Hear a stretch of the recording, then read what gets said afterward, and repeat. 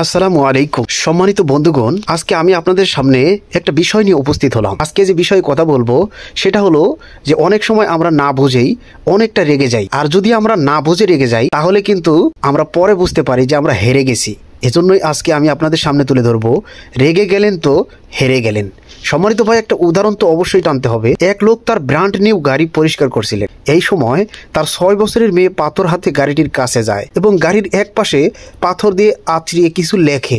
লোকটি যখন দেখতে পায় তার মেয়ে গাড়ির গায়ে আঁচড় কাটছে, তখন সে রাগে হিতাহিত জ্ঞান শূন্য হয়ে পড়ে এবং মেয়েটির হাতে আঘাত করে। পরে মেয়েটি হাসপাতালে নিয়ে যাওয়ার পর তিনি জানতে পারেন যে তার মেয়ের হাতে একাধিক ফ্র্যাকচার হয়েছে। হাসপাতালের বিছানায় শুয়ে মেয়েটি যখন প্রচন্ড ব্যথায় তার বাবাকে জিজ্ঞেস করে, বাবা আমার হাত কবে ঠিক হবে, তখন লোকটি নির্বাক হয়ে পড়ে। সে তার গাড়িটির কাছে ফিরে যায় এবং রাগে গাড়িটিকে অসংখ্যবার লাথি মারে। সে তার মেয়েকে কতটা নিষ্ঠুর ভাবে আঘাত করছে তা ভেবে সে অত্যন্ত কষ্ট পায় এবং গাড়িটির সামনে মাটিতে বসে পড়ে। এ সময় তার চোখ যায় গাড়িটির যেখানে তার মেয়ে পাথর দিয়ে আঁচড় কাটছিল সেখানে লেখা ছিল, বাবা আমি তোমাকে ভালোবাসি। ক্রোধ এবং ভালোবাসার কোনো সীমা নেই। আগের মাথায় কিছু করবেন না, কখনো করবেন না, অনুরোধ রইল।